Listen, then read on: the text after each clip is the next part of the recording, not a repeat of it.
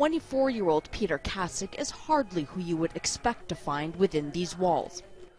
A former Army Ranger, also certified as an emergency medical technician, treating wounded Syrians as a volunteer at a hospital across the border in Tripoli, Lebanon. There's this impression, this belief that there is no hope, you know. That's when it's more important than ever that we come in against all odds and try to do something. I got you, I got you. It was soul-searching that led him here. Peter joined the military in 2006, briefly deployed to Iraq with the Rangers in 2007, was honorably discharged for medical reasons. He went to college as a political science major, but couldn't shake the degree of separation he felt from his peers. We each get one life, and that's it. You get one shot at this. We don't get any do-overs, you know, and like for me, it was time to put up or shut up. The way I saw it, I didn't have a choice, you know, like this is what I was put here to do. I guess I'm just a hopeless romantic, and I'm an idealist, and I believe in hopeless causes. So this past spring break, he packed his medical kit and headed for Lebanon.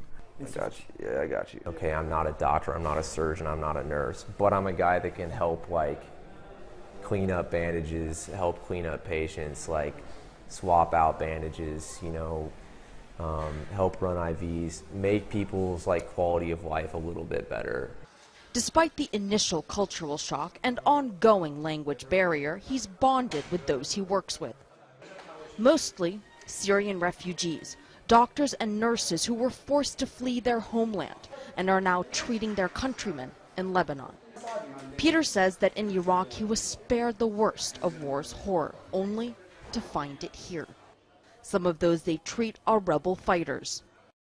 Others, the innocent victims of a spiraling conflict. Lulia says she and her 3 children were run over by a military jeep as they were escaping from their besieged village. She ended up with a crushed spinal cord and has only just now started to regain feeling. It's been quite difficult, obviously, for Lulia to talk about this. She's obviously very emotional and in tears right now, but she was saying that all she wants is to be able to hold her children in her arms once again and to be able to walk and hug them and go back to her country. In another room, Yasmin smiles devilishly as she says she's 7. She's actually 5. She and her family were fleeing the fighting when their vehicle was fired on. Her older siblings, who stay off camera, say Yasmin got hit. She suffered bullet wounds in both of her little legs. It just itches, she says, still grinning.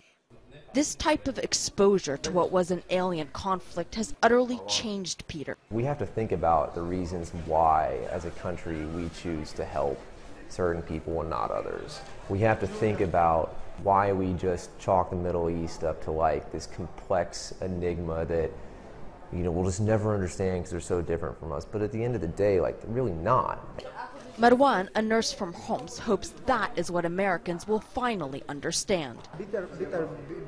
We are not what the regime says we are, terrorists and Al-Qaeda, Marwan explains.